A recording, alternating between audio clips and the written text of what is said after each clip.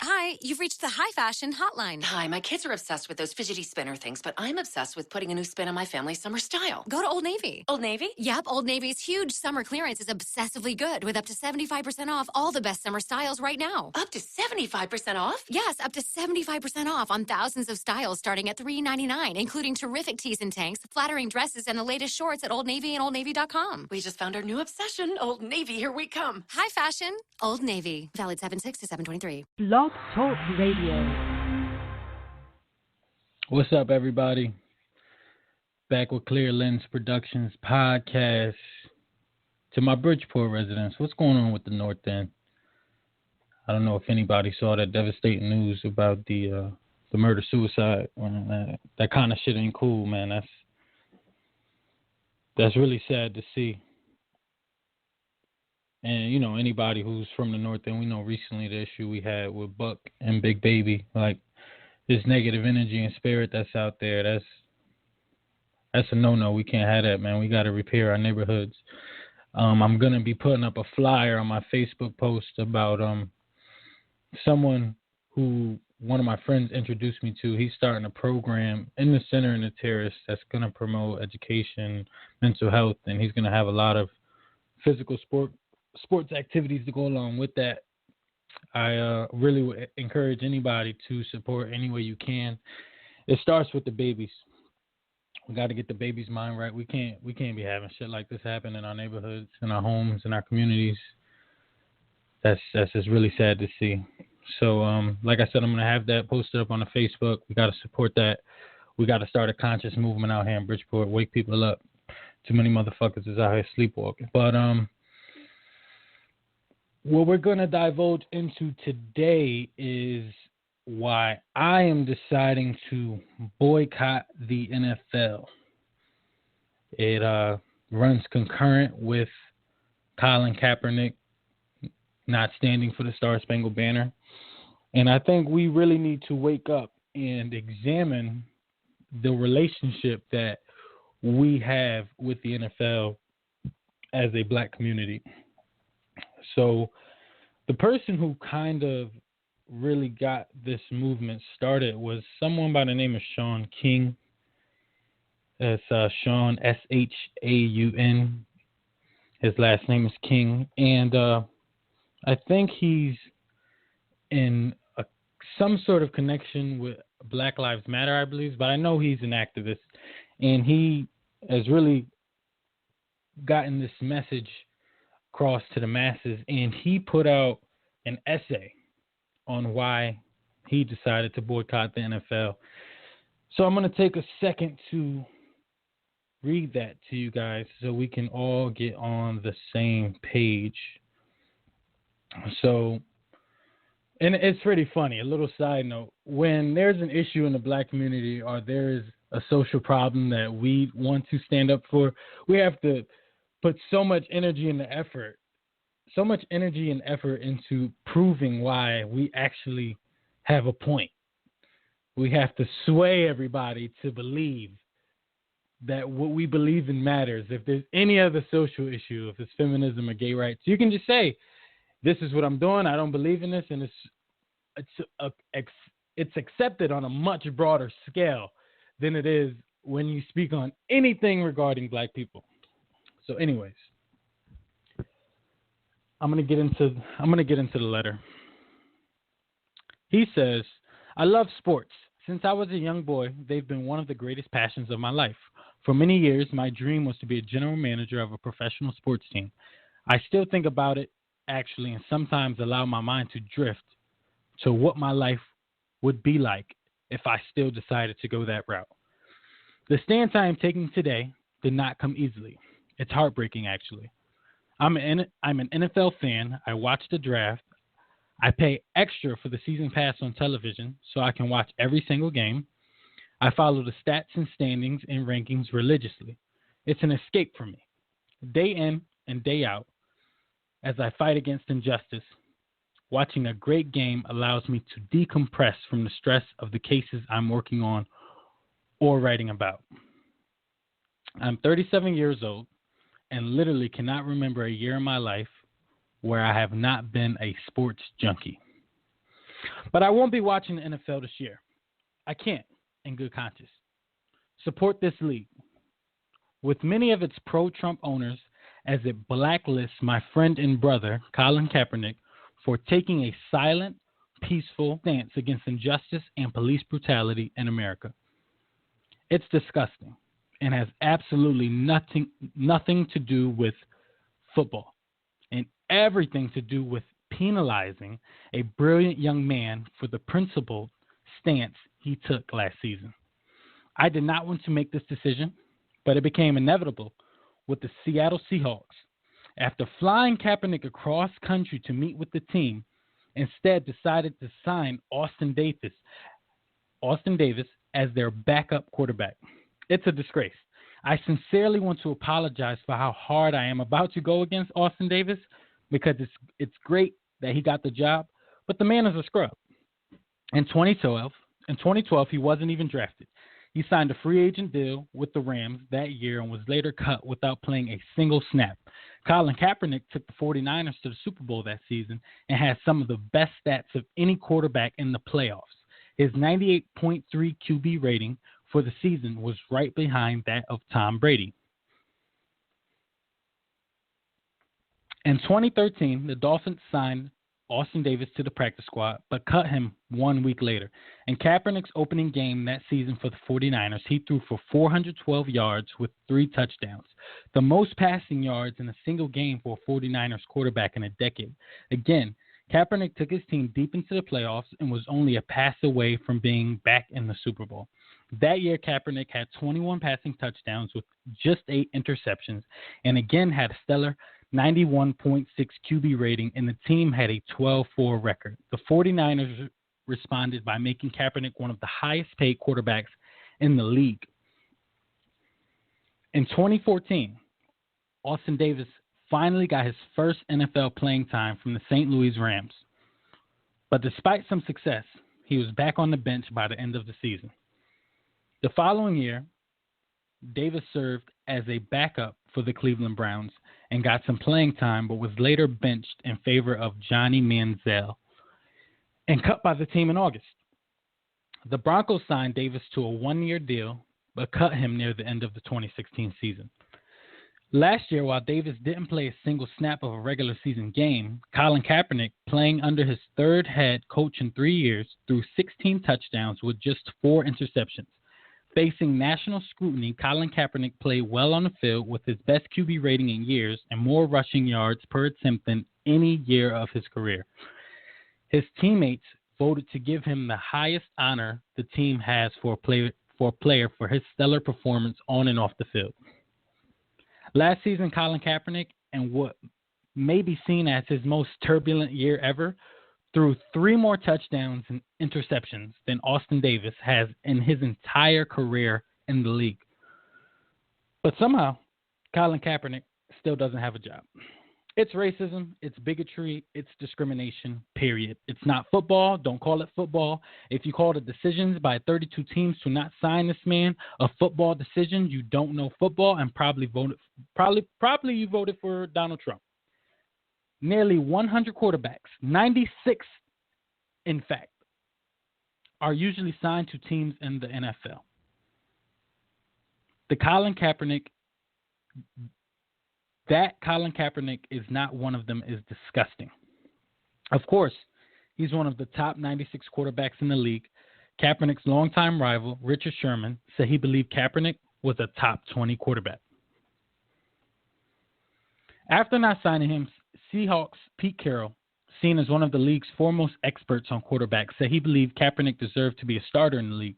Somehow, though, the man can't find a single seat on the damn bus. Colin Kaepernick is not washed up. He's in the prime of his physical career. He has no injuries. He's brilliantly smart. He's a good family dude with no criminal record. He's a somebody. He's deeply committed to community service. He gets along with his teammates. He takes care of his money. Yet, in spite of playing all his cards right, this man can't get a job in the league because he dared to speak out against police brutality and threaten the ridiculous fragility of the conservative white male fan base. Nobody has kept it more real on the record than the owner and CEO of the New York Giants, John Mara. Mara made it very plain last week that he had never received more angry mail and emails about a player or situation than he did about Colin Kaepernick, who doesn't even play for the Giants. Much of the mail made it abundantly clear that fans will boycott the Giants if they touched Kaepernick or ever had a player who did what he did. Mind you, the Giants across the years have had many players accused of horrific accounts of domestic violence and other criminal activity, but somehow Kaepernick has drawn the most scorn from Giants fans. That's crazy, and that shows you what he's truly up against. Perhaps nothing sealed the deal more for me. Though, than ESPN deciding that they were going to bring back Hank Williams Jr. to sing their popular Monday Night Football anthem before NFL broadcasts. Let's not forget, Williams openly called Barack Obama Hitler, then a Muslim, and has gone on a bigoted and homophobic rant since. Hank Williams Jr. is basically Donald Trump with a guitar. He's a bigot. Everybody knows it. His songs and statements have echoed bigotry for years, but now that Obama is out of office, he's back. It's a spit in the face of every African-American fan, every LGBT fan, and everybody who despises bigotry and Islamophobia. Hank Williams Jr. and Austin Davis are employed right now, and Colin Kaepernick isn't. Shame on this league for following Trump's lead in spirit, tone, and now in actions. I'm appalled. As a lifelong fan, I'm deeply disappointed. What I do know is this: I can't support this product. I have to be honest. Though the decision to boycott the league this year was not my own, watching the games every Sunday and Monday and Thursday with my 10-year-old son had long since became a pastime in my house. A few days ago, after seeing an advertisement for a special on the NFL, he literally said to me, "Dad, we can't watch after what they've done to Colin and with all of those owners loving Donald Trump so much." I agree, son. We can't. We won't. This league does not value us. It hires hundreds of black men to play on the field until their brains and bodies break, but refuses to give those same men space to be fully human and stand boldly against injustice. Maybe if Colin Kaepernick gets a deal, it would change my mind. But deep damage is already done. As a leader in the Black Lives Matter movement, as voice in the resistance to Donald Trump, and as a friend of Colin Kaepernick, I cannot, in good conscience, support the NFL any longer. If I did, I'd struggle to look my own son in the eyes or look at myself in the mirror. So that's it. That's what Shaun King had to say. And I have to say, I agree 1,000%. I can no longer support this product. And so Shaun King gave you a very detailed description of how he felt. Now, I'm going to go even a little deeper. So one of the first things I want to start with is our American symbolism. And there's a few things I want to break down about our American symbolism. And that's going to be the Pledge of Allegiance, the Star-Spangled Banner, and the flag itself. Now, if you go to, I believe the website is called The Root, they give you an insight on the actual stitching of the American flag. So they tell you on theroot.com there is no historical of such an occurrence that I believe her name is Betsy Ross, that she created the American flag. No historical record. It is a fact that her husband, John Ross, had African slaves on his land, and among them were descendants of the African empires of the Mandinka and the Songhai. Among the many great skills of these Africans was their advanced knowledge of weaving. So great were their skills, many African kings and queens had their clothing made by them. In addition, it's simply unlikely that a white person of European descent of this era would have had the skills needed to create a flag. I searched the records, and among the Africans held captive by John Ross was a woman known as Oyo. which was a kingdom of Mandinka. I believe it was Oyo who created the flag and not Betsy Ross. I found a letter written by Ross in which he indicated that Oyo was used to fashion and repair clothing. It is likely that the flag she created, the new United States, looked more like these current African flags. It is likely that the flag she created, the new United States, looked more like these current African flags. So how often do we hear that explanation or that side of things in a textbook or in a classroom format? And so we get these pamphlets usually for African History Month, African American History Month, and it tells us about all the great things that black people did that they won't educate us about any other time of the year. This is one of them. All of these American symbols, these American songs. Let's really divulge into the root of these things. So we have an African woman from either the Songhai or the Mandinka who possibly completely created the American flag or heavily participated in it. And we never see Oyo in the textbook. But we praise and admire Betsy Ross. So that's the American flag, most likely created by an African woman. And I just want to say it's not the military's flag, because I know the military was very offended by Colin Kaepernick's action. The military fought for him to be able to have freedom of speech and fight towards the betterment of the country. You don't get to pick and choose when and what is patriotic. So people like to create a new narrative for history. They tell us what we can be emotional about. They give the flag new meaning, new terms, a new definition. We've been brainwashed to believe a lot of things that aren't true. We've believed a lot of half stories throughout history. Our sides of things usually more often than not get left out. So that's my take on the American flag. We've given credit to a white woman who most likely didn't create it. And that, like I said, you can find that article on theroot.com. So the next thing I want to get into is the Star Spangled Banner.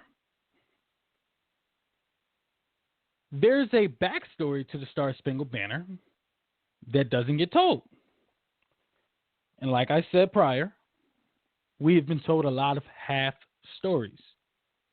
So I'm going to read another article from theroot.com. This is the Star Spangled Banner.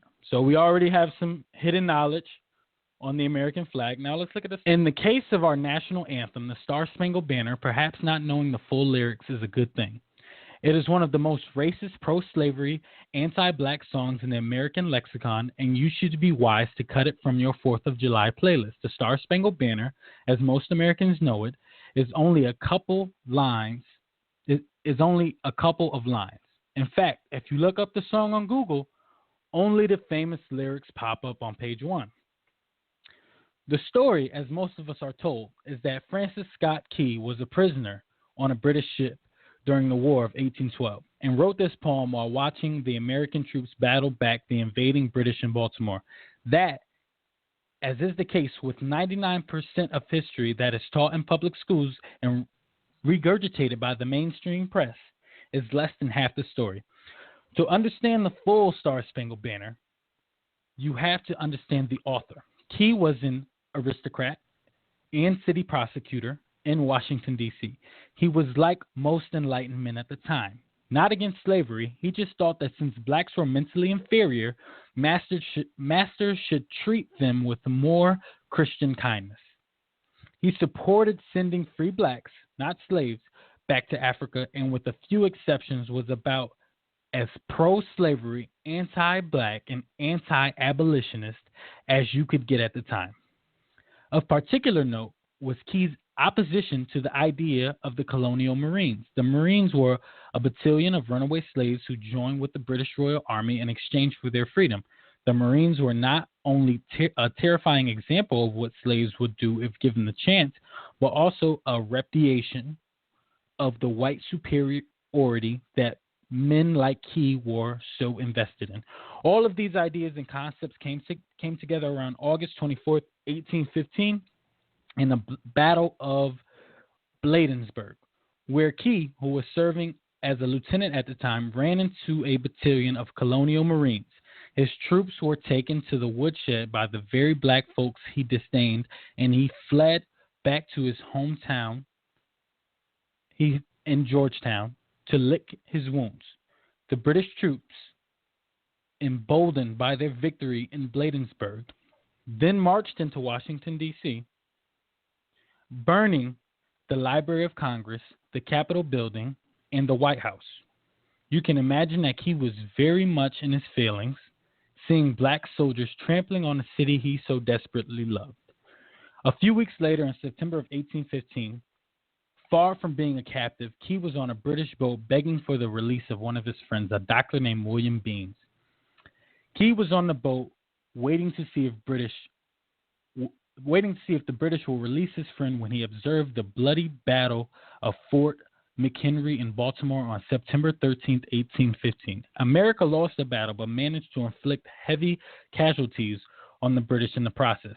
This inspired Key to write the Star-Spangled Banner right then and there. But no one remembers that he wrote a full third stanza decrying the former slaves who are now working with the British Army. And this is how that third stanza goes.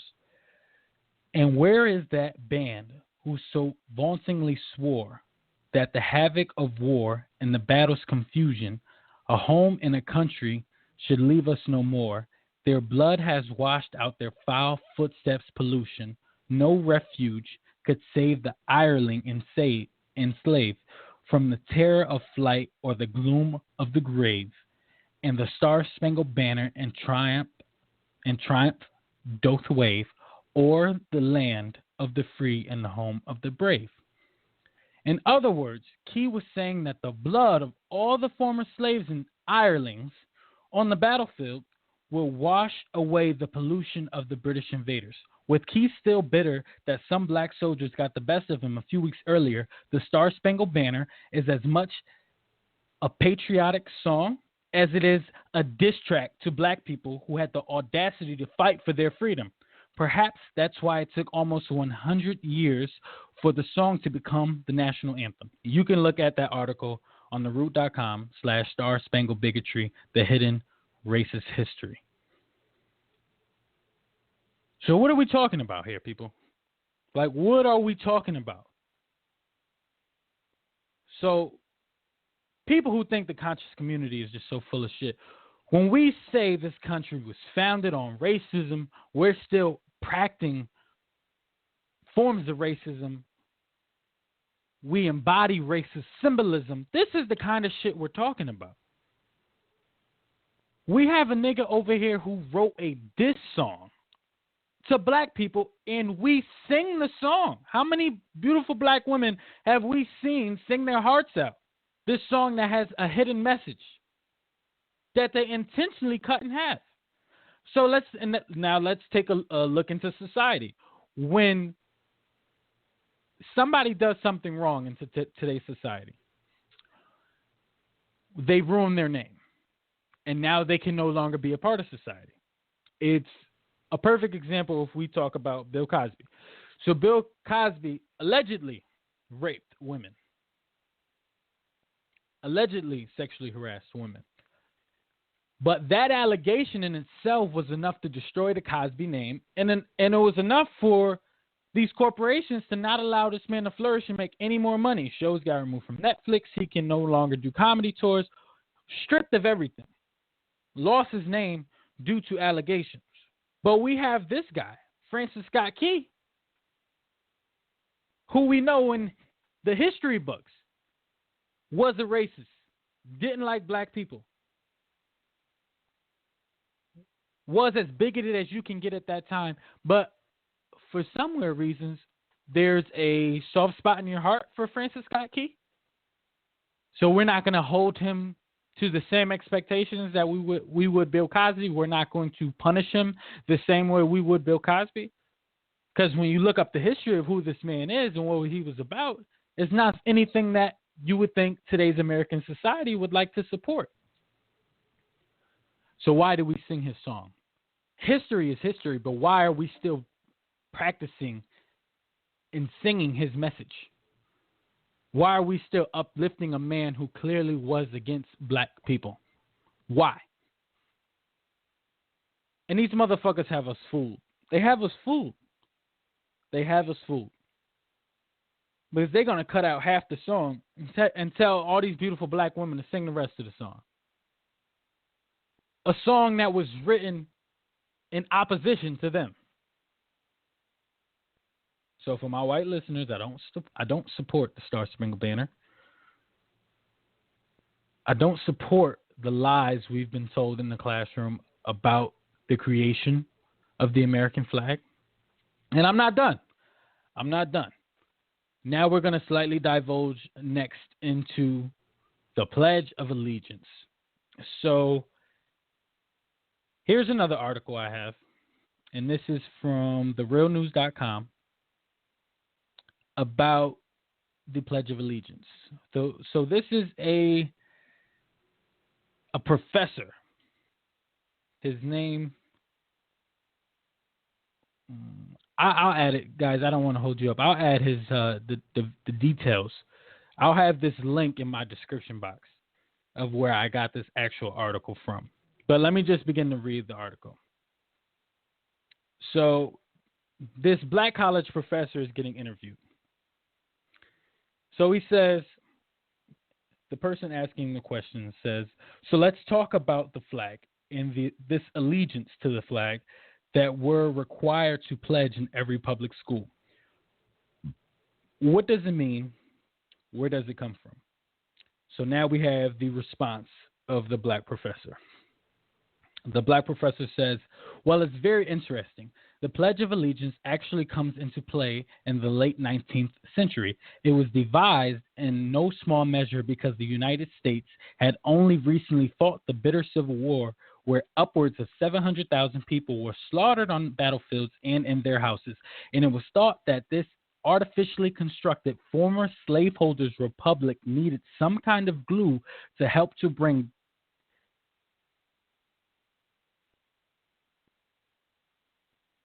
disparate elements together.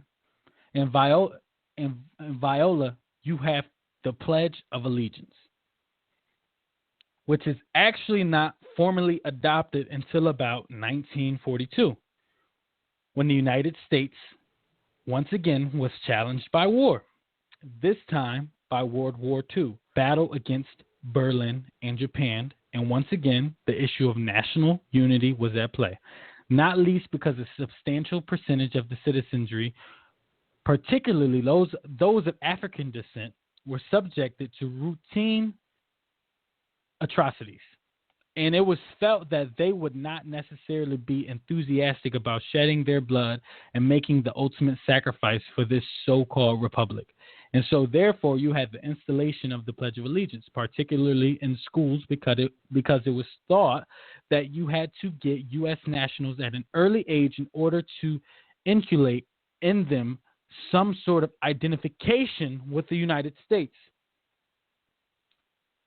So now we have the journalist who asks, in the terms of African American history that you refer to here, where is there signs of resistance to this?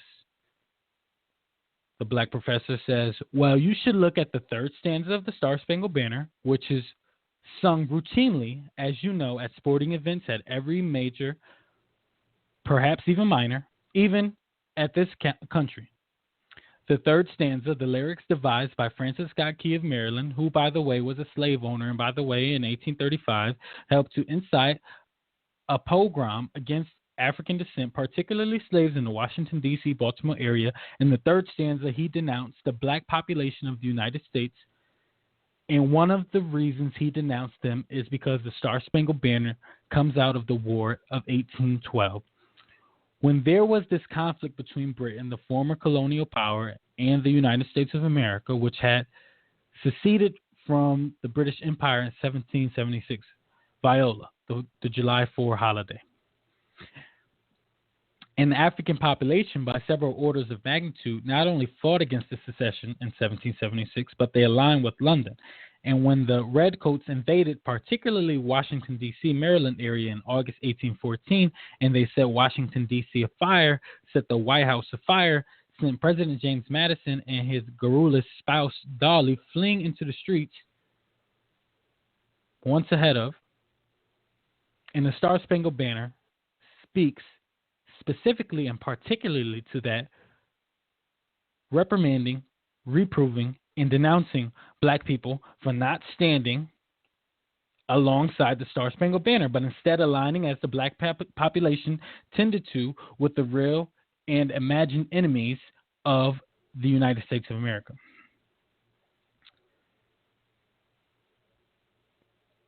So now, the journalist says, Gerald, today we were asked to dress our preschool children in red, white, and blue for their July 4th parade that was taking place at the school. Now, some of the parents raised our eyebrows and resisted, and we, of course, didn't dress the kids in those colors.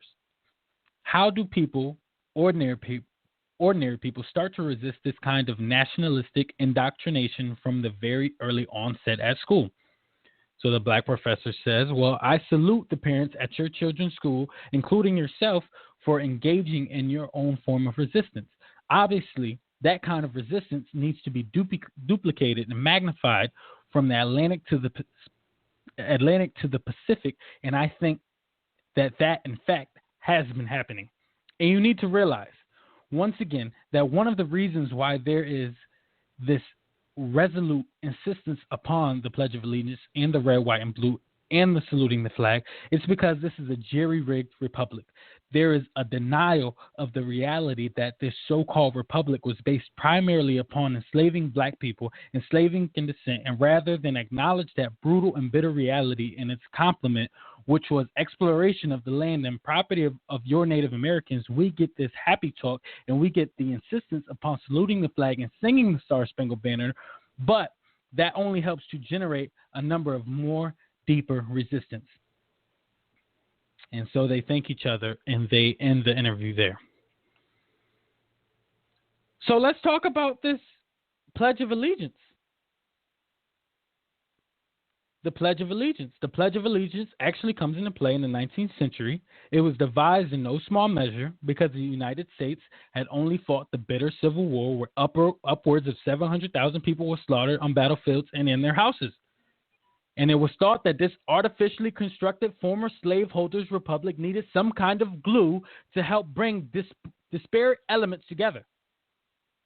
And you have the Pledge of Allegiance. Let's talk about it. And then the Pledge of Allegiance doesn't even really that deeply or strongly come into play until 1942, when the United States once again was challenged by war. World War II, the battle against Berlin and Japan. And once again, the issue of national unity was at play. Not least because a substantial percentage of the citizenry, particularly those of African descent, were subjected to routine atrocities. And it was felt that they would not necessarily be enthusiastic about shedding their blood and making the ultimate sacrifice for the so-called republic. Don't fuck with me, y'all. And so, therefore, you had the installation of the Pledge of Allegiance, particularly in schools, because it was thought that you had to get U.S. nationals at an early age in order to inculcate in them some sort of identification with the United States of America. This shit has been a game. This shit is a game. This shit is a game. The whole ideology of the Pledge of Allegiance is a fucking game. The Pledge of Allegiance was only to get people inspired to fucking go to war, to make them think that they were actually a part of something that they were never fucking a part of. So why the fuck I gotta stand for the Pledge of Allegiance? Why the fuck I gotta sing this bogus-ass song written by a racist man? Why the fuck I gotta give this white woman credit for creating a flag that she probably didn't have nothing to fucking do with? I need y'all to feel me. I gotta turn up a little bit. I need y'all to understand. I know we're doing a lot of reading. I know people probably didn't turn my shit off by now, but I take a minute, go get some grub, come back, click play again. We got to have this conversation. We got to go over the knowledge. We got to discuss the history. Now, I don't want to bore y'all, but this is it. All of these signs of American symbolism is some very heinous, strategic, sick game. It's like we're the victims in a fucking Saw movie. So they're teaching black people to respect all these forms of patriotic symbolism that were never fucking created for you. They never cared about our black asses. And now I got to sit up in my public school in the fucking projects, put my hand over my heart, sing the Pledge of Allegiance, listen to the Star Spangled Banner, and look at a flag that my ancestors probably fucking created but don't get no fucking credit.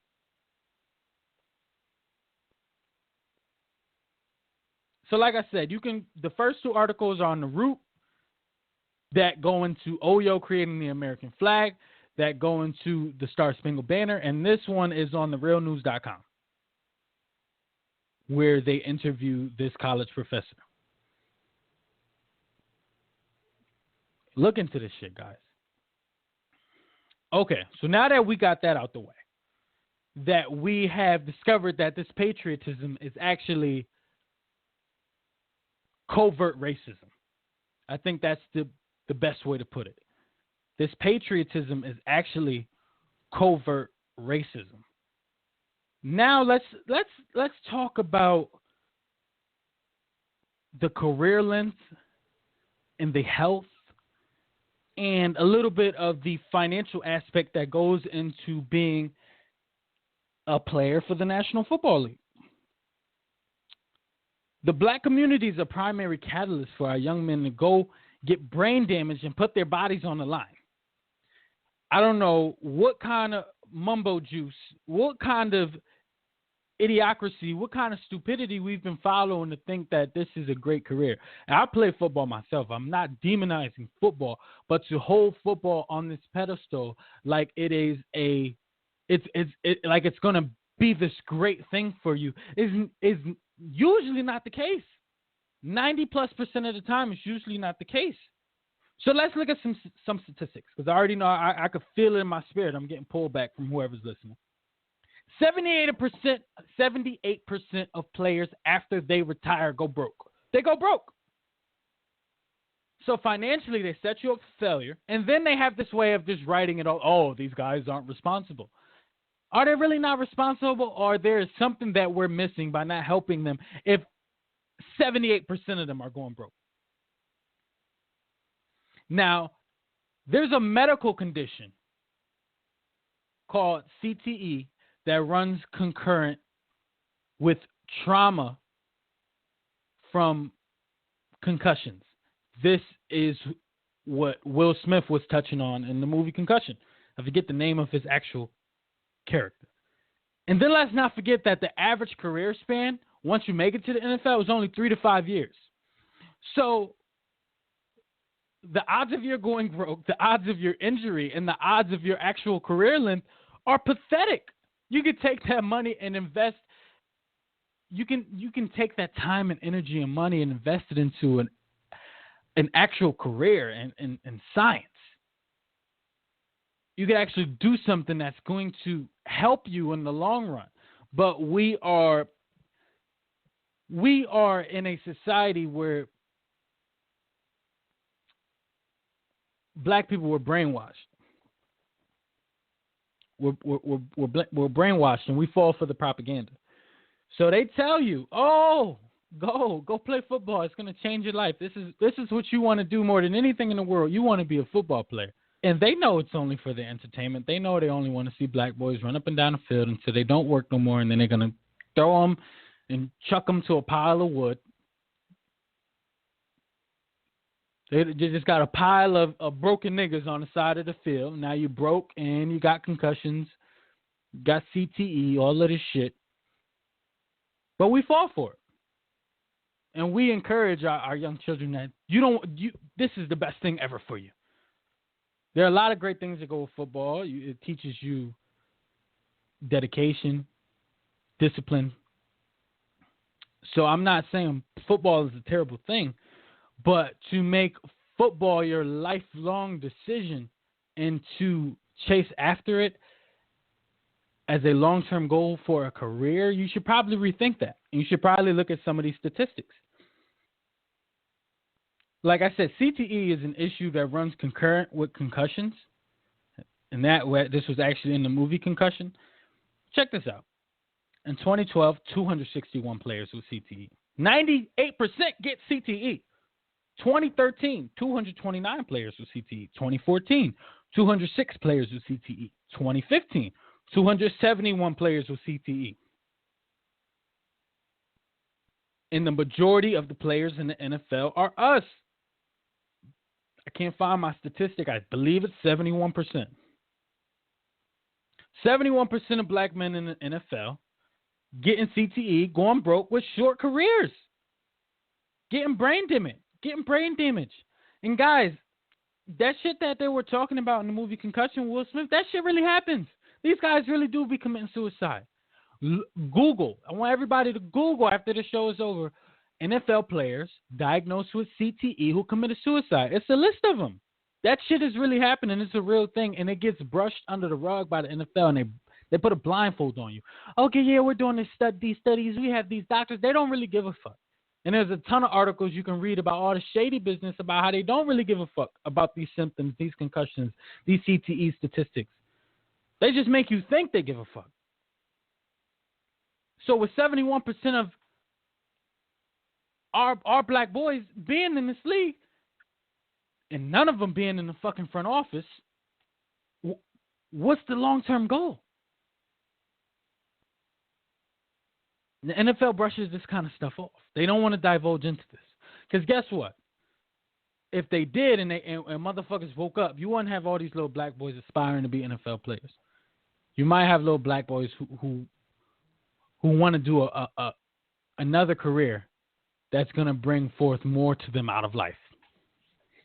Not a career that's only going to last a couple of years, that's going to give them brain damage and possibly aid them in going broke. We got to stop falling for the propaganda. We got to stop falling for the okie doke. The NFL they're very aware of all of these statistics. And also, these guys get addicted to pain medication. These guys get addicted to drugs because all the trauma they go through on the field. Players, their education, their mental health, their well-being, it's all put on the back burner so they can show for that big show. I give you guys a story. I was at a Black Wall Street event for the kids on Barnum Ave for my Bridgeport listeners about a month or two ago. And I had a guy who played for UConn. And he said that the coaches didn't like it when the tutors came on the road. And he hurt himself. This guy's a basketball player at UConn, so he hurt himself. This was in the early 2000s. And the coach told him, I know you hurt yourself, but we're going to give you this numbing agent to inject in your knee, and you might hurt your knee more, but we need you to play because somebody else got hurt, so we don't have any other choice. And when he said, you sound crazy, I don't want to hurt my knee more, the coach told him he wasn't working hard enough. All because he didn't want to take the shot. All because he didn't want to take the shot, this white coach told this black player, you're not working hard enough, because he valued his health over the success of the team that night. Isn't that crazy? Now, to go back into the NFL, these guys are underpaid too. NFL players aren't making the most money out of all of the professional games. So now you're going to get CTE, you're going to go broke, you're going to have a short career, you're going to get addicted to pain meds, and you're going to be underpaid compared to your peers in professional sports. So that kind of wraps up my point on the career length, health, and money. So I really, and all of these statistics, guys, you can look up. Go look up how often NFL players go broke. Go look up how dangerous CTE is and how common it is in football. Go look up these guys' career spans. And we are the primary catalyst. 71% of the league. Our black boys, our black men are the catalyst for these kind of experiences. This going broke, this CTE, these short-lived careers, getting addicted to pain medication. This is happening to our people, black community. We got to wake up. We have to wake up. We have to wake up. I encourage anybody to do their own research on those topics. So now let's get into a little bit with Colin Kaepernick. One thing I want to say as I divulge into what happened around Colin Kaepernick taking the knee, for anybody who doesn't know, just very quickly, Colin Kaepernick silently protested against police brutality, and he took a knee during the Star-Spangled Banner, and it's caused all this controversy, and now pretty much he's not getting hired for a job in NFL, and many of us believe it's because of him taking that knee. And I just want to make sure we're all on the same page. That's what Sean King was referring to. I know everybody isn't privy to what Colin Kaepernick did. So white people, the flag and American dream is not tailored towards us black people.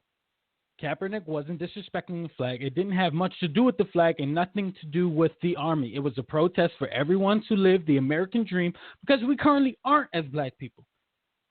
The armed forces fought for him to have the ability to take the stance that he took. Not for him to do what you want him to do. You don't have to stand for those songs. That's a wake up, black people. We don't have to support those things. It's our rights. We have those options. They like it when you coon away and you support these patriotic symbols, but we don't have to support that shit. So fuck how you feel. I don't have to do that. And if I feel that something is wrong and I want to take a silent protest, and I believe initially when he started taking the knee, he said it was just police brutality as a whole. Another fun fact, police brutality is happening to everyone. Majority black people, but it's happening to everyone. An Asian kid just got killed. White kid got killed earlier this year. The police is often everybody. It's an American issue. The majority us. But it's happening to everybody. It's a problem that y'all don't want to deal with because y'all hold the police to such high regard. I don't want to get into much on policing because there's a lot that goes. I'm gonna have to do a whole series on policing as a whole because there's so many different angles I can begin to take with policing. And I will say we're gonna get into it later, but police officers are the foot soldiers for racism in this country. So we suffer from the actions taken by the racist foot soldiers in this country. And the white media does this thing where they really put a heavy emphasis on the disparity, the color issue between white and black, between white officers in blue and innocent black lives, and they really market that well. And they almost treat the white people who get killed by police almost like sacrifices to keep the racist nature of white officers against black people flourishing. The Advice Show TV YouTube channel, he does a whole segment on this when he talks about this hashtag boycott the NFL. So if you look at Advice Show TV, I've mentioned him before, and you look at the stances he took on supporting the boycott of the NFL, he broke that down much deeper than I'm going to now. Like I said, we're going to touch on police brutality in another episode, but it's a lot of fuckery that goes with police brutality, and the racism is marketed very well. And they treat the white people who get killed like sacrifices. And the reason I am mentioning that is because Colin Kaepernick didn't say black people initially. He just said people. But we don't. White America does not want to acknowledge the behavior of the police officer. So we give him the rights to protest, and he protested in a very silent, strategic, respectful way, and we still get torn down. And we're in this society where we are not allowed to care about our issues. Black people are expected to have a very unwavering loyalty to a country that never liked black people. When has this country ever been the land of the free for us? People need to understand black and white.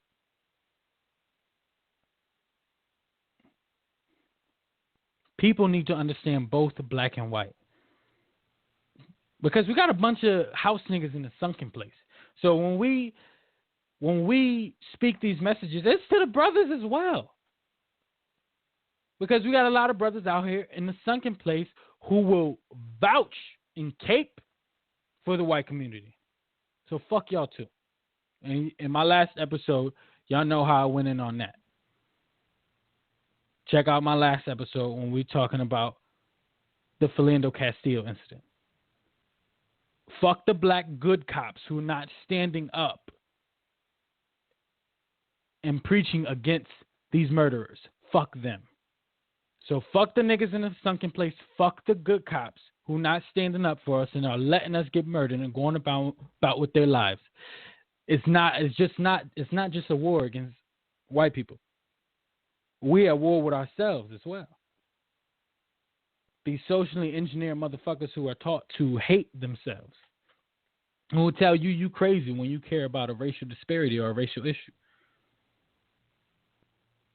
So the issues for black people in this country never stop. And if anybody hasn't seen the movie The 13th, they create great imagery of how different eras morphed into different times of racism. Slavery morphed into Jim Crow, which morphed into the war on drugs, which morphed into mass incarceration, which is now morphing into some of the most extreme efforts of police brutality on black people we have ever seen. Just so you know, we are on track to have the most violent year of police brutality ever in history this year, in 2017. So white people, house niggas, stop telling us to suck it up. Don't tell me how to feel when I'm being treated differently than other groups of people simply because the color of my skin. Let's not do that. Don't tell me how to feel when the facts are there. We are living through some of the most violent times against police ever. If y'all motherfuckers keep it up at the rate y'all going, this is going to be the most violent year of police brutality ever. But then you got these house niggas in the white America who tell you not to give a fuck. Fuck you. Because you don't care about black lives getting murdered in cold blood on the street. Because you don't care about your white sacrifices when the police kill y'all. And y'all don't want to take no notice to the murders of y'all people and just market it as a black issue to keep the war against black and the police officers and to make sure that racism is flourishing. Fuck you. I'm going to call you out on that shit. Don't tell me how to feel. Don't tell me not to point it out. Don't tell me to bow to your gods, your foot soldiers called police. I'm not going to do that. I'm not going to do that. And then you have all of these veterans who are so upset. A lot of veterans are black, and they're suffering from these same inequalities. And on top of that, we live in a society where the veteran isn't held up to the caliber that they should be. The veteran should be supporting that shit, and they should be sitting with him. Where are the veterans' jobs? You got all these unemployed veterans out here.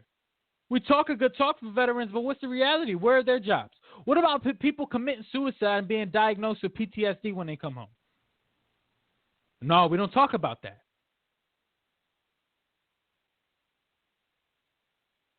All these unemployed veterans, where their jobs at? We got all these American men and women in these other countries shooting other people's fucking babies for some fucking resources. Talking about the land of the fucking free, the land of the brutal, the land of the fucking evil, the devil's land, motherfucker. What the fuck you talking about? People over there murdering babies for some fucking resources. And that's what this country was built off of. Christopher Columbus. Christopher Columbus, my ass. Christopher Columbus came over there raping and murdering motherfuckers. Genocide. That's how white people get down. That's the American way. That's the shit. That's the kind of shit y'all do. But then you want me to advocate for that. You want me to support war. You want me to send my babies over there to kill other people's fucking babies for some fucking resources. Fuck you. And then when motherfuckers can't come home, they can't get a fucking job. But then when this football player, he take a knee for these fucking inequalities that we facing and these disparities through this country, it's all this fucking pullback. Nah, we got to recognize this shit for what it is. The veteran ain't being treated right. Black people ain't being treated right.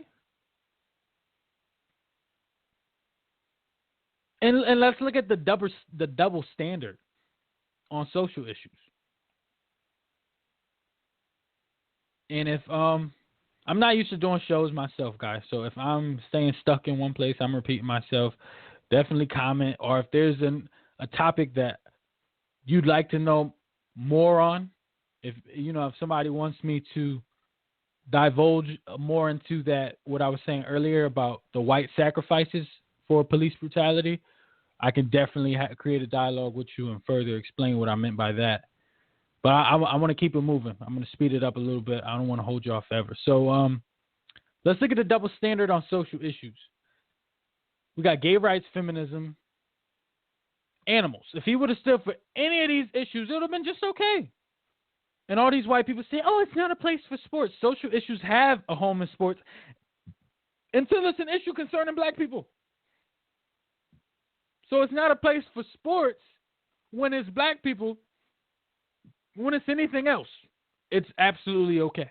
The NBA didn't have an all-star game in North Carolina over bathroom signs. Would they have taken an equally strong position on the murders of black people? I think not. When leagues incorporate a political agenda to defend a gender preference, it is the very reason why I have a problem when they condemn brothers and sisters who take a stance. So we won't have a basketball game in a city based on some bathroom signs? But you mad at a man taking a knee over people getting murdered and not having to suffer consequences? Yo, Brandon Marshall lost a sponsor for contributing to Collins' movement. And look, they put this little hoity-toity response up. It says, although we have enjoyed Brandon Marshall as our spokesperson over the past 5 months, Air Academy Federal Credit Union, AAFCU, has ended our partnership. Glenn Streeb, the AAFCU's president and CEO, wrote in a Facebook statement, probably a white man, AAFCU is a membership-based organization who has proudly served the military community for over 60 years.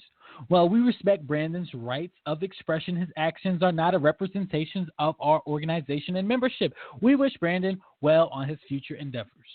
Brandon Marshall lost a sponsor for standing up for a cause. These white people work together to maintain white supremacy. So I can't stand up for an issue that's clearly going on wrong in the country. So you take money from me. So black lives being taken in ways that could have been very easily prevented that means just as much in this country as anyone else's movement. Black people dying means just as much as anybody else's movement. So, white people talk a good talk, but y'all don't walk a good walk. Do you really care? White people are quick to say racism is wrong, but when you respond to it, you're doing the wrong thing. So they'll say, I don't agree with racism. I'm not a racist. Like that fucking guy who does the show with Charlamagne the Guy. That's the most racist white man in the fucking world. Anytime somebody come with a conscious opinion or is something pro-black, he tear them the fuck down. But right after he make his point, he goes, oh, but I know white supremacy exists, and I'm not a racist. Bullshit, nigga, you a racist. So that's what these white people do. They tell you, oh, no, I don't support racism. I think that's wrong. I'm not a racist. I don't see color.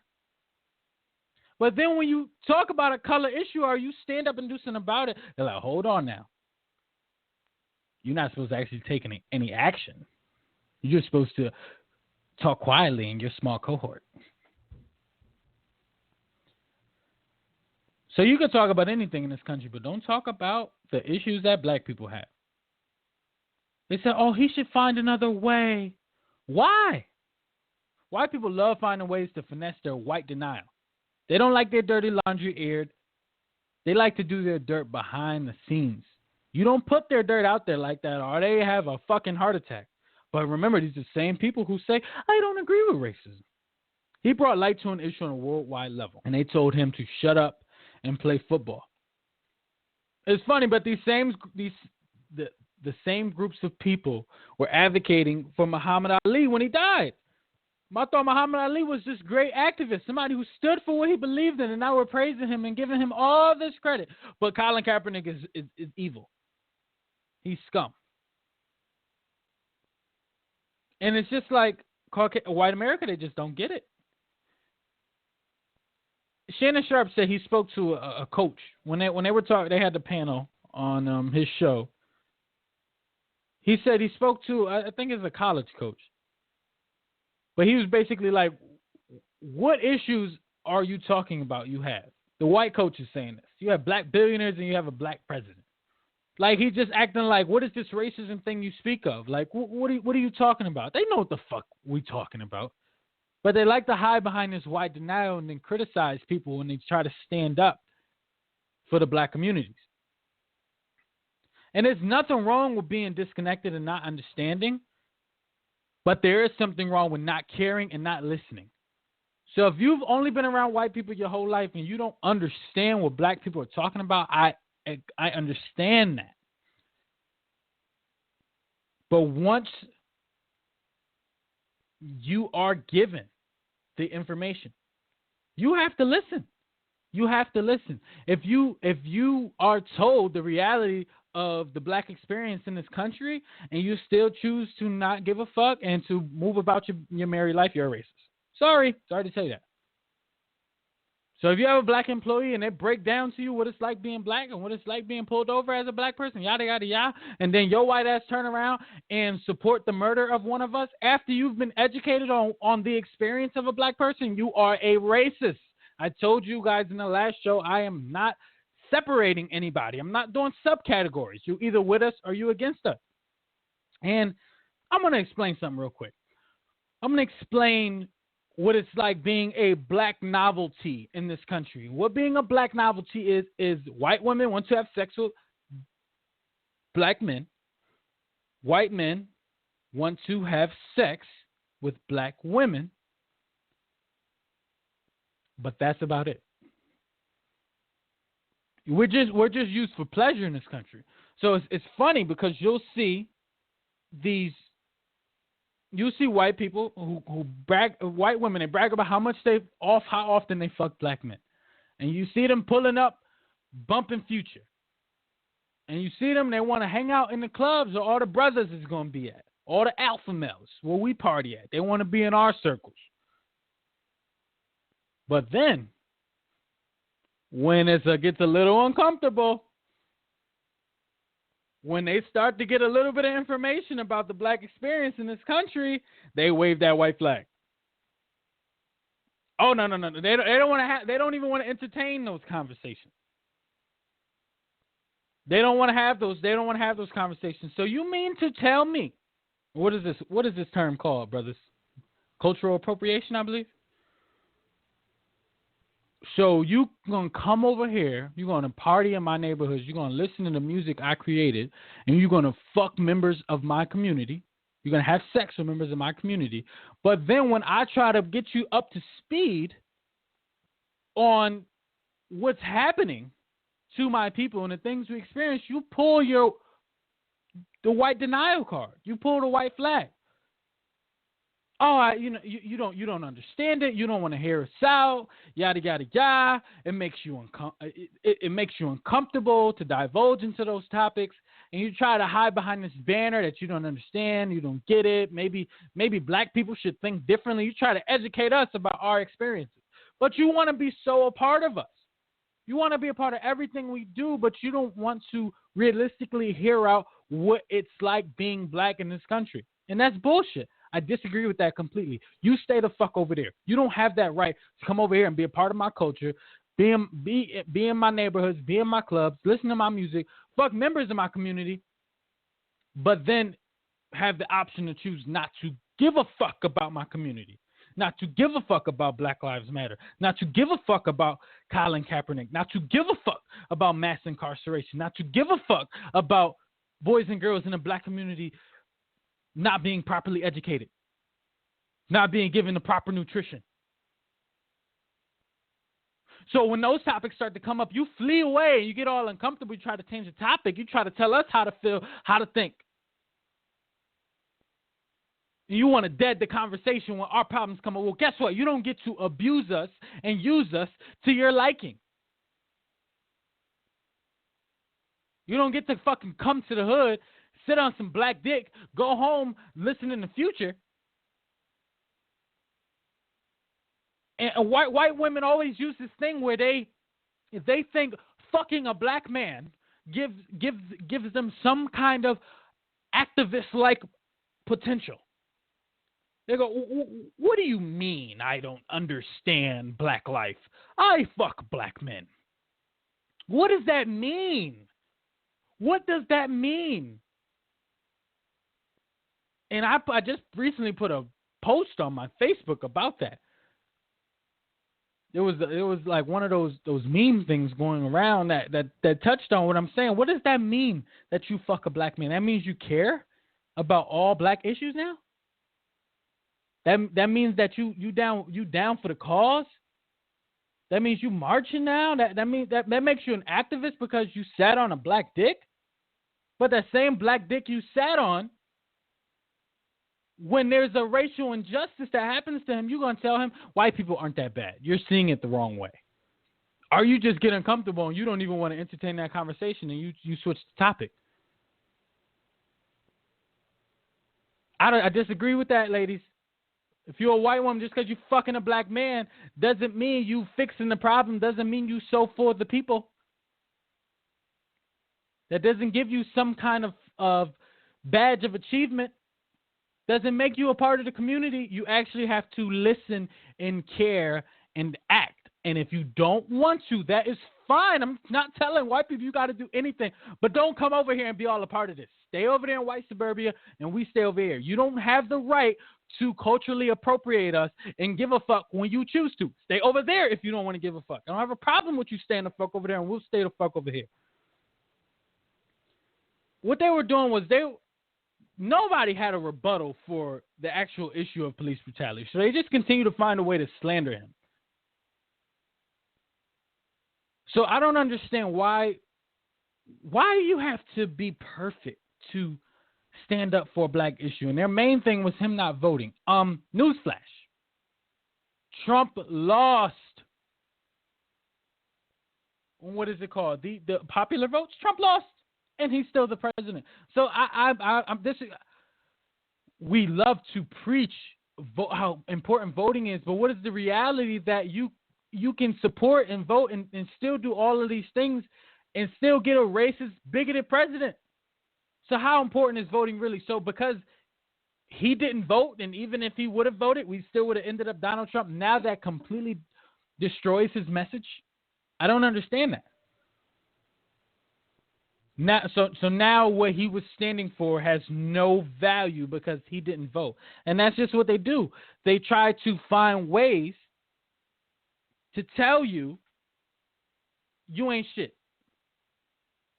To tell you your opinion or your emotion is null and void because you didn't vote, because you didn't do this, because you didn't do that. So you don't have a right to care about anything regarding African Americans in this country unless you're an absolutely perfect citizen, which Colin Kaepernick is close to being, as we read in Sean King's letter. So Ray Rice hasn't played in the NFL due to the backlash he received from the feminists. Even with his wife explaining that, she forgives the nigga. They need the money for their family. The NFL went right along with that movement. When it's a white folk issue, they took a stand immediately. So all those white feminists was like, oh, we're not having that over here. And y'all shouldn't have that over here, but y'all should have that same energy when it comes to something regarding black people, not just when it's a feminist issue, not just when it's an animal issue, not just when it's an environmental issue. Y'all got to care about us too. As much as y'all hate it, we built this country on our backs, and we're American citizens just like you. When we had the gay football player said, it's great to see a change. But when Colin Kaepernick took a knee, they said, hey, I just want you to know I'm not involved with that kind of shit. You know what I mean? I'm not that kind of nigga. So how do you incorporate the gay agenda and support it, but we can't fight for our own lives? We can't take a silent protest against our own lives. Then these house niggas, they support that shit. So the house niggas will support everything except their own.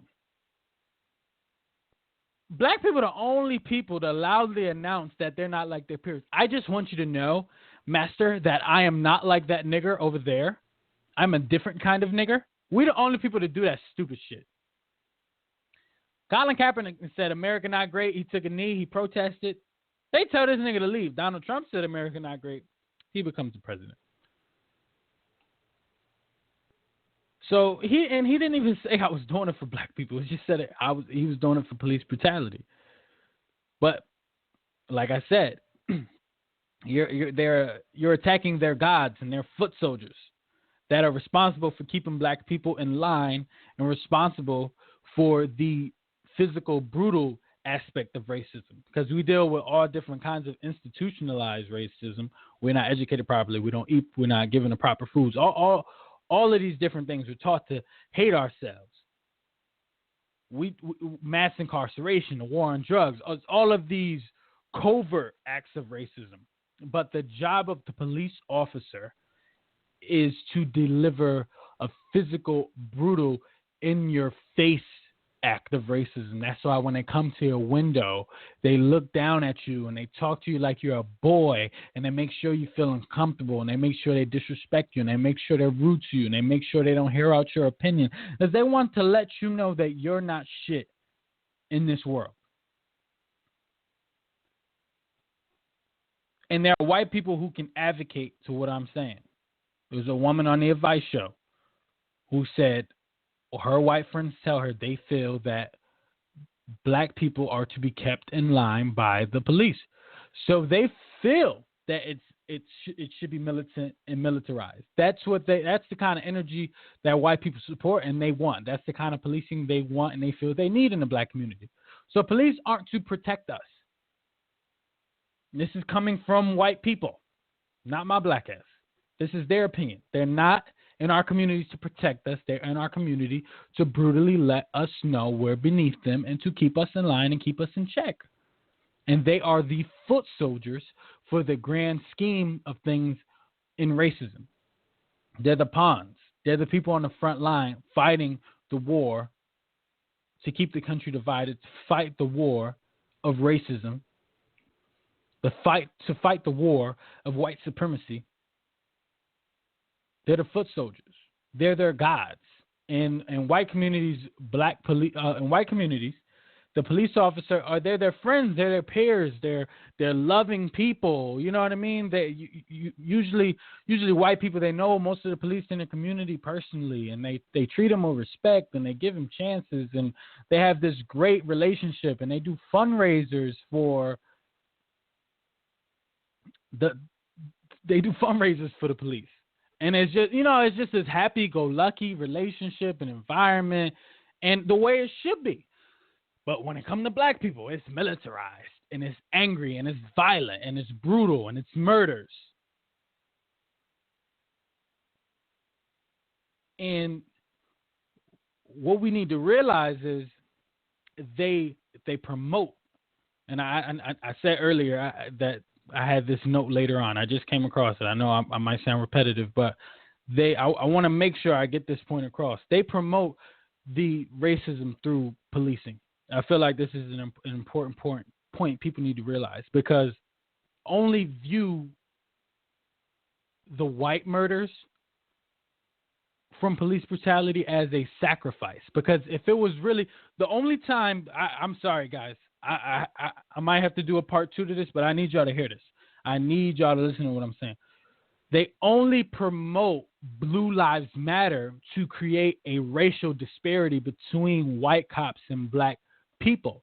They promote it to keep that racist culture alive. They don't promote it when white cops are killing white kids and white men and white women. It's not promoted the same way. If we were really talking about the overall spectrum of police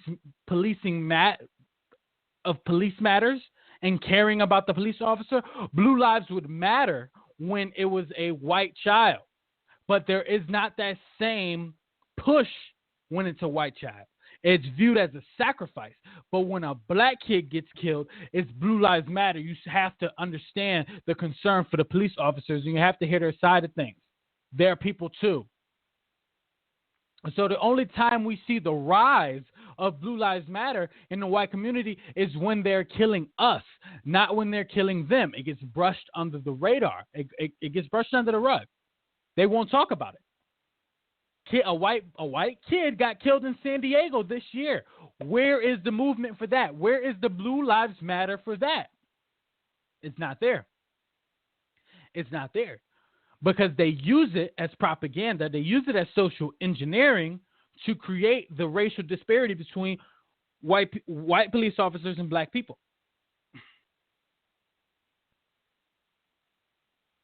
So they make it this racial war, which it is, but they promote it heavily.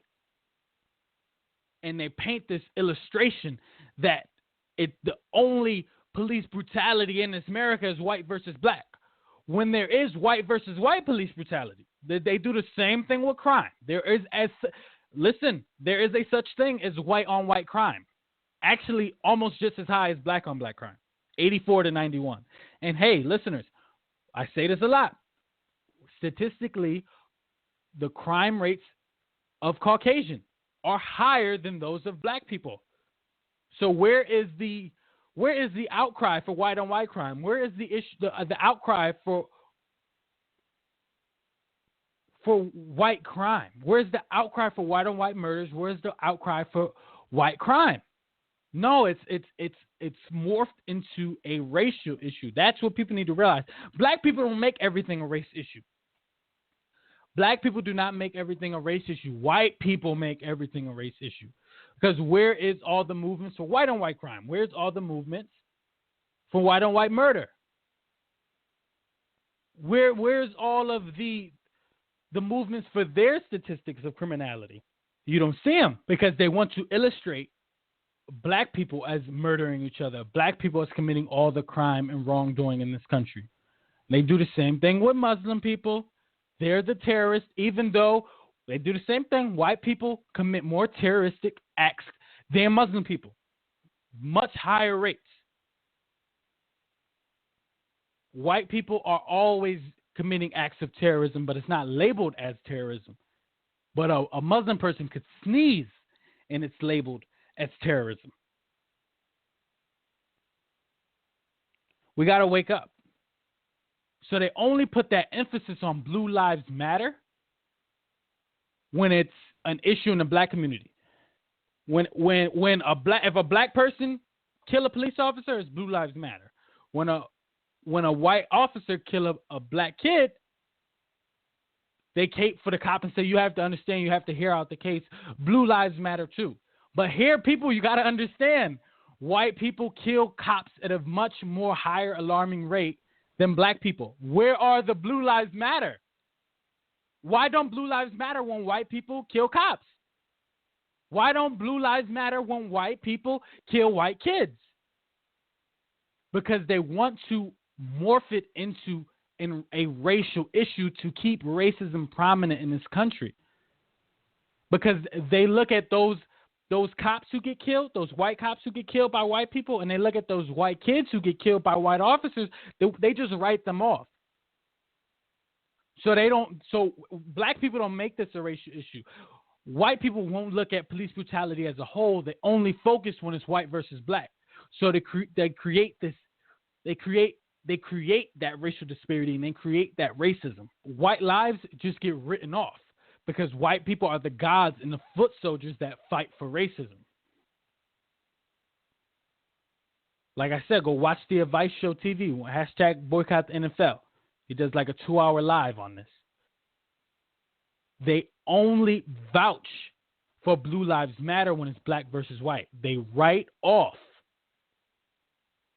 the white children who lose their lives. They write off the white officers because they don't care about police brutality as a whole. Those people are just sacrifices. They know that police are out here for the betterment of white people, and they're out here to make sure black people are getting murdered, getting hurt, and make sure that they are being verbally abused in every way, shape, or form. And so white America and all these racist motherfuckers know that those foot soldiers, those gods, those police officers are fighting that good fight for them. So a few white lives on the way there, who cares? The white community don't care about them because they know there's a bigger issue at hand, and they need those race soldiers. They need those foot soldiers. They need those gods to continue to fight and wave the flag of white supremacy and to continue to belittle and kill black people. If they really cared about blue lives, there will be Blue Lives Matters movement when white men are killing police officers at alarming rates, when white people are killing white children, when white officers are killing white children. You don't see Blue Lives Matters. You don't see the Blue Lives Matters movement for those issues because they don't care when it's white people. They only care when it's black people. They just write those off. Those are sacrifices. White people who die from the police are just sacrifices. Only want to entertain those racist conversations. So they push the police to continue to display the flag of white supremacy and keep racism going. A few white lives on the way is just a sacrifice. And I'm telling the truth.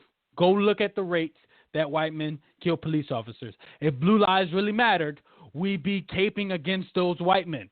There would be a whole movement against white men because so many of them kill white people. But you don't see those kinds of movements for white people killing police because they don't care. It gets written off as a sacrifice. Let's get back to the racism. Let's keep our foot soldiers and our gods fighting the good fight of white supremacy. So these people, they were more, back to Colin Kaepernick, they were more concerned with his protest than it was what he was actually protesting. How dare you go against the system? How dare you go against our race soldiers? How dare you go against our gods? And racism is often that it's hidden as patriotism. Being patriotic is fighting for what's right. It's not being silent and accepting defeat. So Colin Kaepernick was being patriotic. But they've morphed this patriotic lingo into something that's actually just a hidden code for racism. Kareem Abdul-Jabbar said they have failure to fix the problem. The failure to fix the problem is what's un-American about it. Mark Twain said pledge to the flag when the government deserves it. Malcolm X said just because you were born in the oven doesn't make you a biscuit. So just because I was a black man and I was born here doesn't mean I'm given the same types of treatment and freedom as white people. Just because I was born in the oven doesn't mean I was made a biscuit. Red Pill, leader in the conscious community, said, until you are ready to die, you aren't ready to live. We have to start practicing alpha male behavior.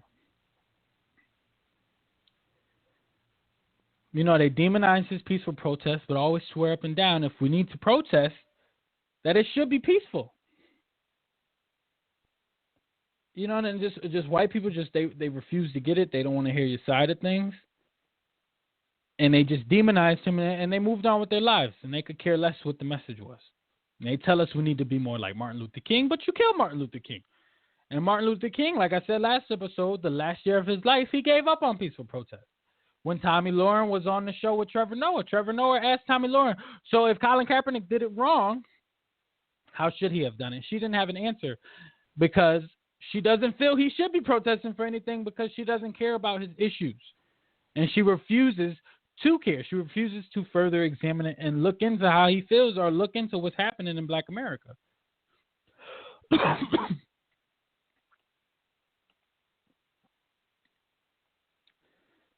Yeah, she said some bullshit like, oh, what? I'm going to just go and protest because I got women's rights later than everybody else, or some bullshit.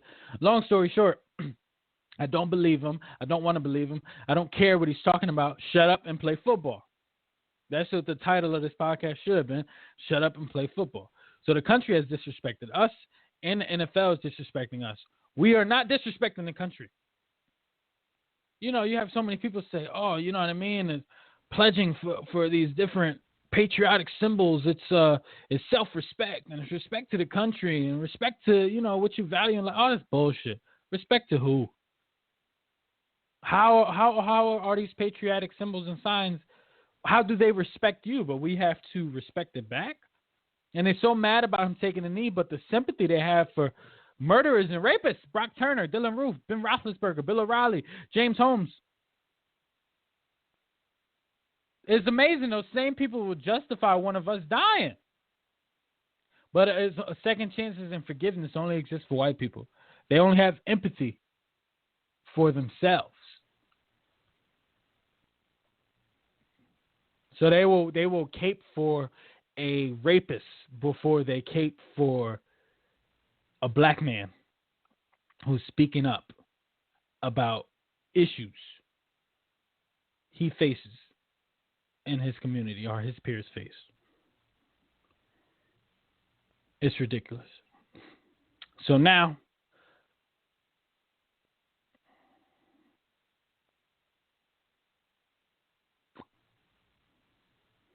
all right, now the last topic I'm going to get into is we got to get off the plantation. We have to get off the plantation. The issue with him is all racial. It's not about sports. So Colin Kaepernick not getting a job isn't racially motivated, said white people. How not? Was Sean King's argument. How is it not racially motivated?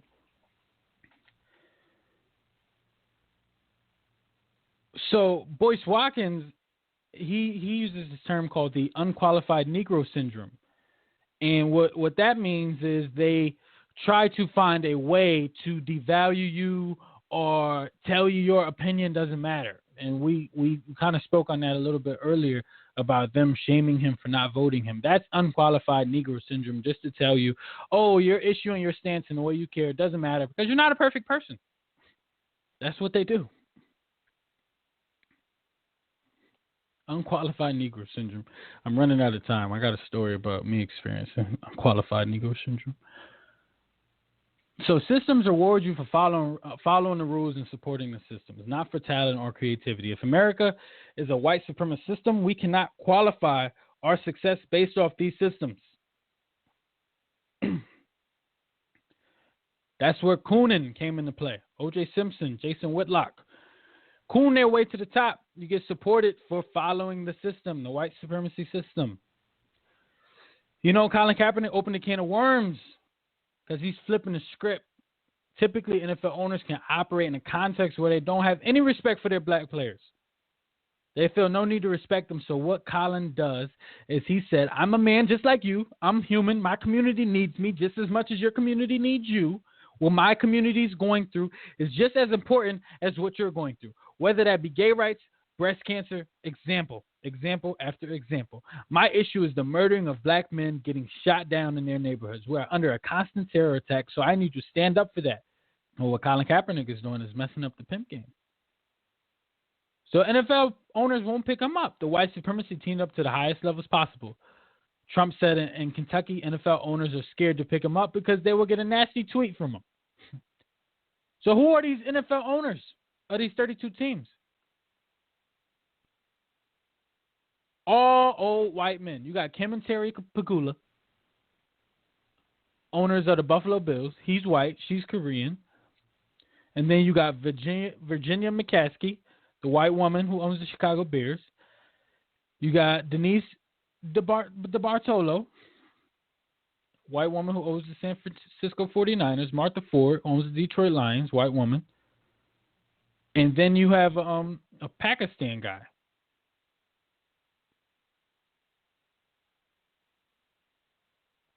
That's it. So besides that handful of women and the Pakistan guy, it's all old white men. They don't care about us. The average age is 70 years old. The majority of them are just old white men. Not one black owner, but telling a black man how to operate, what they can and can't say. If most of your employees are black, you know how disrespectful it is to just say, fuck my employees, fuck how you feel, fuck what your concerns are, just make me money. You'll be all right. That's some fucked up, disrespectful shit, and we're going to continue to support the NFL. You know what I mean? And to further speak on the plantation, just look at college players. They don't get anything. It costs nothing to send a player to college for free. The people who don't play football, they pay your tuition, and they make millions of dollars off of TV. They got coaches making like $11 million for a season off of merchandise, off of ticket sales. They're making money, but it's an inconvenience to bring your mama to the game. Coaches demand all these high salaries. Now wants you to think of the players' families while they're flying out their families on private jets. They see the black families as an inconvenience to get those bodies out to the game. It's just bullshit. Like, we really got to wake up.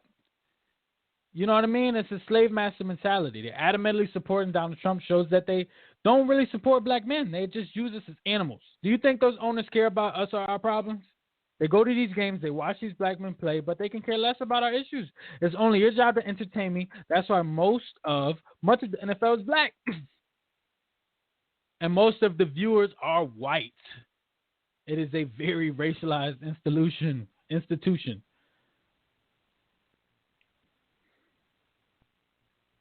71% of us on that field. The majority of the viewers, white. Run up and down the field, nigger. Keep your mouth shut. Call Richard Sherman a thug. For what? How you call another man a thug? An educated man at that, who actually isn't a thug. Cold word for calling a black man a nigger. That's the way they think of us. We all thugs, we all niggers. They don't really care about us. They give us a couple $1 million, tell us run up and down the field until our brains don't work no more. Then they throw us in a fucking pile. You just become a nigger who played a sport. Or a nigger with money. You still a nigger. You know, they didn't demonize Ben Roethlisberger the way they demonized Kobe Bryant.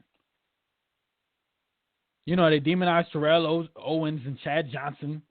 Talking about the guys like that have too much mouth. How you a grown man talking about you got too much mouth? Either you want to play football or not. You doing good for the team or not. How am I to tell you how to talk? Or even think about this. When Allen Iverson used to come to the games way back in the day, you know, fly, white tees, and that kind of stuff. And now we got to wear suits.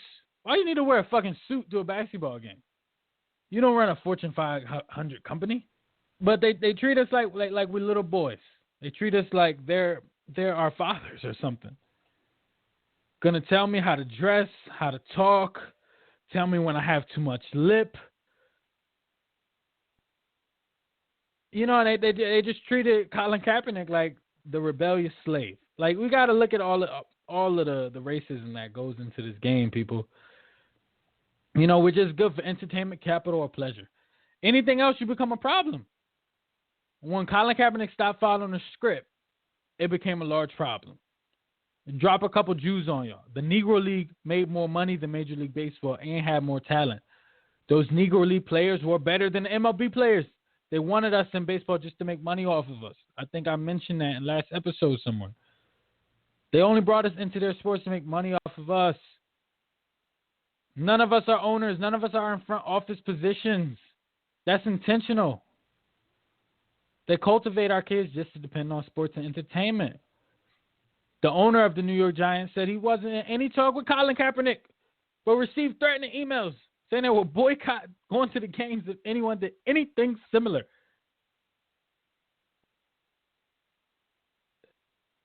That's the amount of racist people who don't give a fuck about black people watching and supporting this game. And we just go about our lives. So like I told you in the beginning, they signed Austin Davis, who's actually a lot more below average than him. Austin Davis is below average, and Colin Kaepernick is extremely talented and is very proven. But Austin Davis has a job because he is operating in the system of racism and white supremacy the way he's supposed to. And here's what I've been waiting to get to. I wanted to break down to y'all.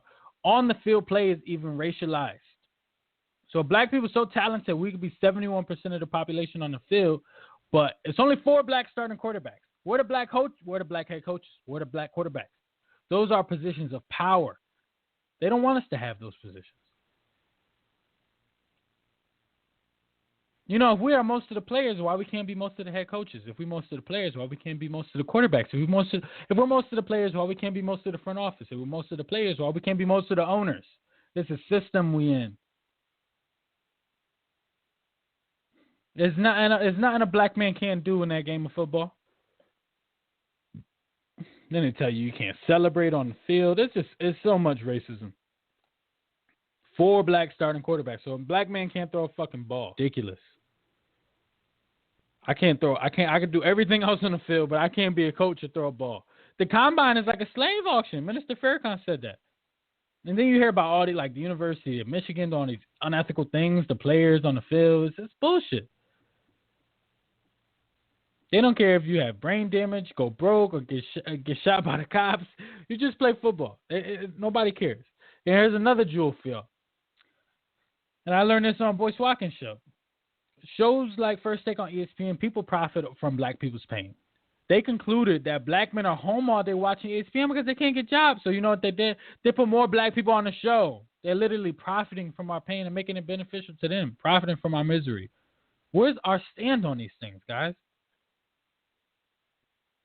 And then they don't pay these guys in college a dime. That's a new form of slavery. And the NFL Combine is like picking a slave. Why do all these white men being entertained by black men? And then when you stand up and talk, you're the rebellious slave. All right, I got 25 minutes, guys. I'm trying to do this in 2 hours. I'm almost done. Another thing I wanted to take off, people always like to fall back on Colin Kaepernick with he's not completely black narrative. Everyone is quick to get into colorism and somebody isn't a full nigga. That's stupid. As you can see, when they didn't like Colin Kaepernick, he became a full nigga real fast. Obama not fully black. He became a nigga real fast. J. Cole not fully black. When his house got raided by the police for no reason, he became a nigga real fast. Shit, Jesse Williams gave that amazing speech at the BET Awards. He light skinned. He was feeling the spirit of his ancestors in him. It don't matter. It don't matter how light your skin is. You know, Tiger Woods always used to talk that Caucasian shit until he got arrested. When that motherfucker when they got arrested for the supposed DUI, that motherfucker put black on that police report though. He put black. That white cop put black on that police report. He wasn't Caucasian when his ass got pulled over. You know what I mean? And he tells stories about how he couldn't play on certain golf courses. They didn't even look like they wanted to put the Masters jacket on him when he won that first championship. But I thought you was white, Tiger Woods. Think about it, guys. Like the mixed breed, and I heard Red Pill say this. The mixed breed, they got to sit at the dinner table with these niggas. They get the inside scoop of racism. They hurt. They know their opponent know exactly who he is. They don't have the same privileges as their uncles and their cousins. So they see racism front and center. They're at war within themselves, yo. Red Pill said some fire shit. Like, mixed people, they're at war within themselves because they got to see both sides of the coin like that. And people got to realize mixed children were made to be a buffer race. They never acknowledged us as white. They are not a part of dominant society. The field woman got with the sun to create intermediaries.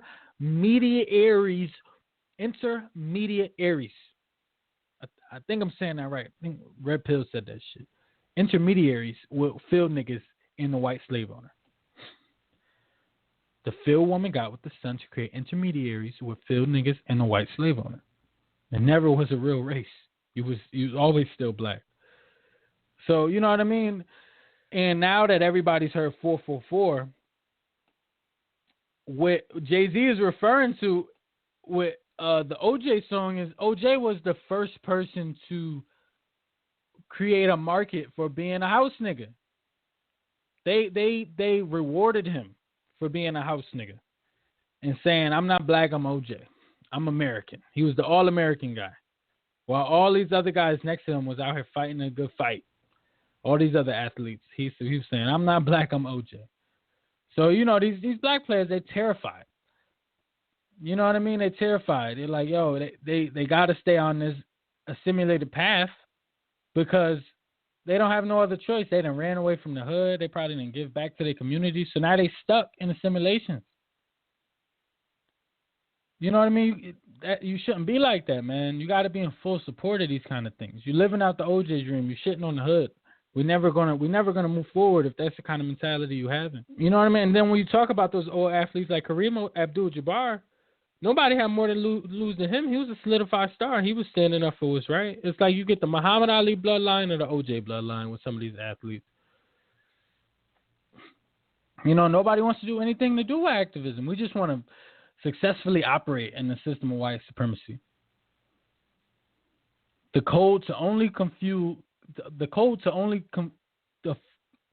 sorry guys, I'm doing this too long by myself. The code to only fuel the consumerism base and to not have a voice about anything regarding your community or your people.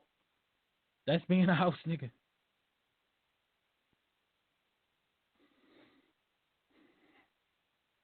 Like I said, there's no reward system for standing up for your people. But black people, we got to get together. We got to start supplying these guys with a reward system. We have done a very poor job of advocating for Colin Kaepernick and praising him. Black people crack me up because we say, those professional athletes, they need to do more for the hood. And they need to do this, and they need to stand up. Motherfucking Colin Kaepernick take a knee. All these black people run the opposite direction. I ain't got nothing to do with that. All these black people slander him just like white people slander him. My whole fucking life, I'm a hip-hop baby. Jay-Z need to speak up for the black community. Jay-Z need to make songs like this. Jay-Z need to do more. Jay-Z finally do that. Oh, everybody else been doing that for so long. I don't know why y'all so impressed. Like, we socially engineered to be mad about everything, not give a fuck about anything, to find a new way to criticize absolutely everything. I don't understand that, brothers and sisters. We got to wake up out of that coma. We have to. We are socially engineered to think that way. You never support your brothers and sisters for anything, even when they're doing what you ask them to do. How can we support this brother? How can we support Colin? Do you want to defeat the system or find a comfortable way to operate within it? We disregard the black power and the black dollar. Hashtag boycott the NFL. That's the movement. That's what we got to do. We got to stop supporting and stop going to the game. Stop watching NFL on TV. Cancel your NFL Sunday ticket. Don't buy any NFL merchandise. Players, stop playing. As much as we contribute to that culture on and off the field, this is the thanks we get with the way they're treating Colin Kaepernick. We could shut the NFL down overnight. If we do all those things I just named, they will lose billions of dollars. We have unrealized potential in the black community, and I spoke about that on the episode with Ashley. We have unrealized potential. We got the NFL by the balls. Right now, if all black people stop supporting the NFL, they start losing billions of dollars. They start losing billions of dollars. Football cannot thrive without us. How do we make them give a damn? We boycott the NFL, make it open, and make it plain. Hashtag it. We are conditioned through social engineering to admire everybody else's agenda, but not to shed light on our own.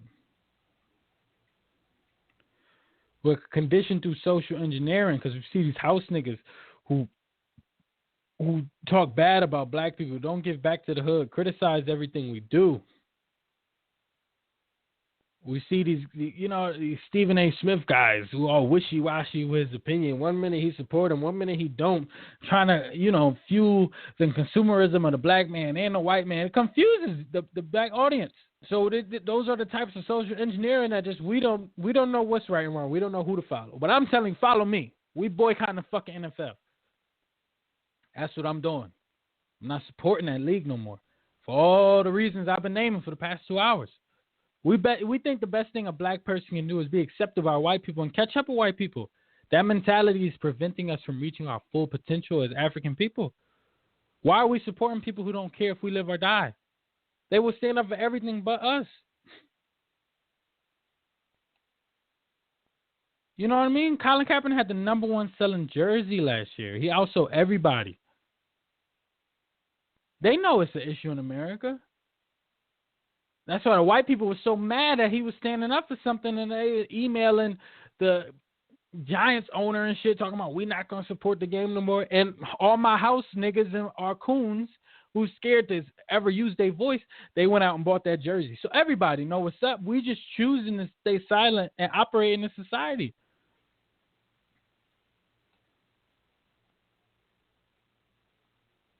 And you know, all those people criticizing Colin Kaepernick, will people buy his jersey if he had a incorrect message? Think about that. You know what I mean? The rednecks, the white people, they boycotted the NFL last year. They say the ratings went down when he started taking a knee. So, you know, they collectively got together and they wasn't supporting our cause. So we got to get collectively together and we can't support them. Them racist white people wasn't supporting the NFL when Colin Kaepernick was taking a knee. So guess what? Y'all not going to give Colin Kaepernick a job. We not supporting you. And we not supporting you even if you do give him a job because y'all a racist institution. We gotta link up. We gotta code up. We gotta get together. We gotta start practicing unity. You know, nobody wants to sign a quarterback who made it to the Super Bowl. The racism is so blatant, guys. You know, and you know what I realized? They'll support. They will support another political or social issue because if they don't support Jewish people on their political or social issue, they don't support gay people on their political or social issue, they lose money.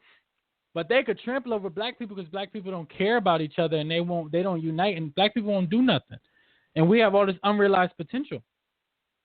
Like there was a guy named PewDiePie on YouTube, and he put up this anti-Semitic YouTube blog, and fucking YouTube was on the track to losing billions of dollars. It was a big conspiracy. Go look it up. And they had to reform the whole way that YouTube bloggers do things, and they had to find different ways to rate the content. And let the viewer know what they're about to be seeing. They had to change the whole structure of YouTube from one picture, from one blog. You know why? Because they were going to lose money. All those corporations, all those Jewish people started pulling out. So guess what? Black people got to do the same thing. We got to start pulling out. We have to start pulling out. Well, I got 13 minutes left. I got 2 pages of notes left. You know what I mean? We was the first commodity on Wall Street. We were the first commodity on Wall Street, but we still want to defend this country. You know, sit down. If you don't want to pick up a pistol and don't put your hand on your heart, then sit down. If you don't want to pick up a pistol and you don't want to sit down during these songs, then just boycott the NFL. Like, this is the easiest act of activism there is. It takes no effort. Just don't turn into that fucking channel this year. You ain't got to be a Black Panther and go shoot nobody. You know what I mean? And we have to admire Colin Kaepernick and show our boys that's how you be an alpha male. That's the alpha male right there. And that's the person you need to follow the path of and be like.